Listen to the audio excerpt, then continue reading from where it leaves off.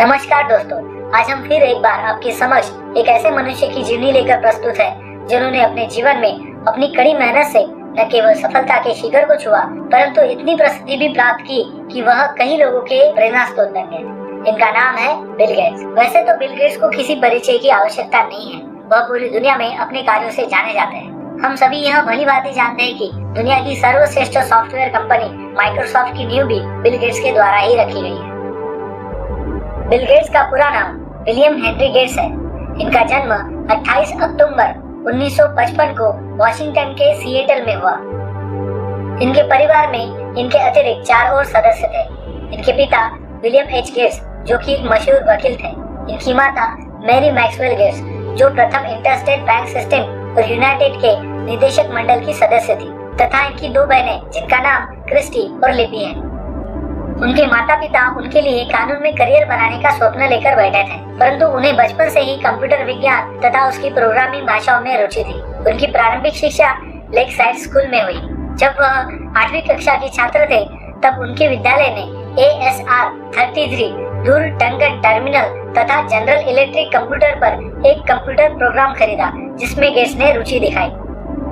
तत्पश्चात मात्र 13 वर्ष की आयु में उन्होंने अपना पहला कंप्यूटर प्रोग्राम लिखा जिसका नाम टिक टैक टो तथा इसका प्रयोग कंप्यूटर से खेल खेलने हेतु किया जाता था। बिल गेट्स इस मशीन से बहुत अधिक प्रभावित थे तथा जानने को उत्सुक थे कि यह सॉफ्टवेयर कोड्स किस प्रकार कार्य करते हैं। मात्र 17 वर्ष की उम्र में उन्होंने अपने मित्र एलन के साथ मिलकर ट्राफ और डाटा नामक एक उपक्रम बनाया जो इंटेल 8008 प्रोसेसर पर आधारित ट्रैफिक काउंटर बनाने के लिए प्रयोग में लाया गया।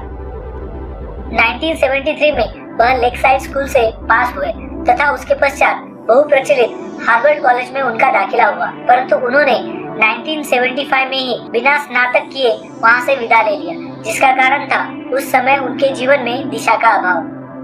उसके पश्चात उन्होंने इंटेल 8080 चिप बनाया तथा यह उस समय का पर्सनल कंप्यूटर के अंदर चलने वाला सबसे वहन योग्य चिप था। जिसके पश्चात बिल गेट्स को यह एहसास हुआ कि समय द्वारा दिया गया यह सबसे उत्तम अवसर है जब उन्हें अपनी स्वयं की कंपनी का आरंभ करना चाहिए। MITS micro instrumentation and telemetry systems जिन्होंने एक माइक्रो कंप्यूटर का निर्माण किया था, उन्होंने गेट्स को एक प्रदर्शनी में उपस्थित होने की सहमति दी तथा गेट्स ने उनके लिए अल्टेयर इमुलेटर निर्मित किया जो मिनी कंप्यूटर और बाद में इंटरप्रेटर में सक्रिय रूप से कार्य करने लगा।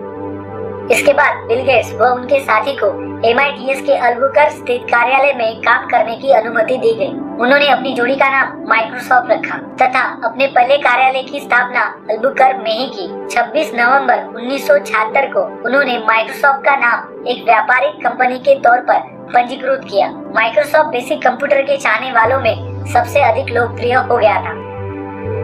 1976 में ही माइक्रोसॉफ्ट MITS से पूर्णतः स्वतंत्र हो गया तथा गेट्स और एलन ने मिलकर कंप्यूटर में प्रोग्रामिंग भाषा सॉफ्टवेयर का कार्य जारी रखा। इसके बाद माइक्रोसॉफ्ट ने अल्बुकर्क में अपना कार्यालय बंद कर बेलेव वॉशिंगटन में अपना नया कार्यालय खोला।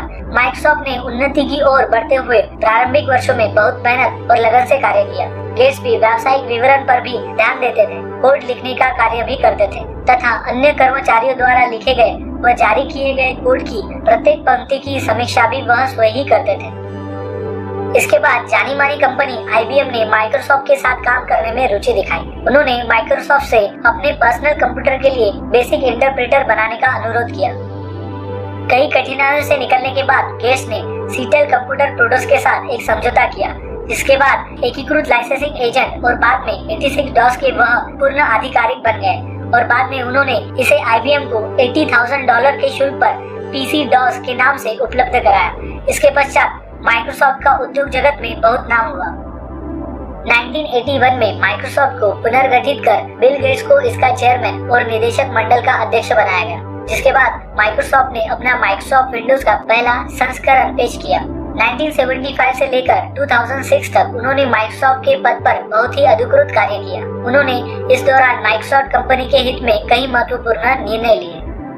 1994 में बिल गेट्स का विवाह फ्रांस में रहने वाली मेलिंडा से हुआ तथा 1996 में इन्होंने जेनिफर कैथोराइन गेट्स को जन्म दिया। इसके बाद मेलिंडा तथा बिल गेट्स के 2 और बच्चे हुए जिनके नाम रोरी जॉन गेट्स तथा फोइबे अदेले गेट्स है। वर्तमान में बिल गेट्स अपने परिवार के साथ वाशिंगटन स्थित मेडिना में उपस्थित अपने सुंदर घर में रहते हैं, जिसकी कीमत $1,250 लाख है। साल 2000 में उन्होंने अपनी पत्नी के साथ मिलकर bill and Melinda Gates foundation की नींव रखी, जो कि पारदर्शी से संचालित होने वाला विश्व का सबसे बड़ा चैरिटेबल फाउंडेशन था। उनका यह फाउंडेशन ऐसी समस्याओं के लिए कोष दान में देता था जो सरकार द्वारा नजरअंदाज कर दी जाती थी, जैसे कि कृषि, कम प्रतिनिधित्व वाले अल्पसंख्यक समुदायों के लिए कॉलेज छात्रवृत्तियां, एड्स जैसी बीमारियों के निवारण हेतु इत्यादि। साल 2000 में इस फाउंडेशन ने कैम्ब्रिज यूनिवर्सिटी को $210 मिलियन गेट्स कैम्ब्रिज छात्रवृत्तियों हेतु दान किए। साल 2000 तक बिल गेट्स ने $29 बिलियन केवल परोपकारी कार्यों हेतु दान में दे दिए। लोगों की उनसे बढ़ती हुई उम्मीदों को देखते हुए साल 2006 में उन्होंने यह घोषणा की कि वह अब माइक्रोसॉफ्ट में अंशकालिक रूप से कार्य करेंगे और bill and Melinda Gates foundation में पूर्णकालिक रूप से कार्य करेंगे। साल 2008 में गेट्स ने माइक्रोसॉफ्ट के दैनिक परिचालन प्रबंधन कार्य से पूर्णतः विदा ले ली, परंतु अध्यक्ष और सलाहकार के रूप में वह माइक्रोसॉफ्ट में विद्यमान रहे। फोर्ब्स की विश्व की सबसे अमीर लोगों की सूची में गेट्स का नाम लगातार 11 वर्षों तक पहले नंबर पर आता रहा। उन्होंने 2 किताबें भी लिखी, द रोड अहेड और business at the speed of thoughts. दोस्तों, बिल गेट्स एक ऐसे शख्स है कि जिनका नाम सुनते ही दुनिया के सबसे पॉपुलर और महान उद्योगपति का चित्र हमारे सामने आ जाता है। दान करने के मामले में वे दुनिया के सबसे अमीर व्यक्ति हैं। कॉलेज में एक बार उनसे उनके लक्ष्य के बारे में पूछा गया तो उन्होंने कहा कि वो 30 साल की उम्र तक मिलेनियर बनना चाहते हैं, लेकिन वह 30 साल तक बिलियनियर बन गए थे। बिल गेट्स ने अपने जीवन में कभी हार नहीं मानी। उनका हमेशा से ही ऐसा मानना था कि गलतियां तो सभी से होती हैं, लेकिन उन गलतियों को जो सुधारने का प्रयास करे वही जीवन में सफल हो पाता है।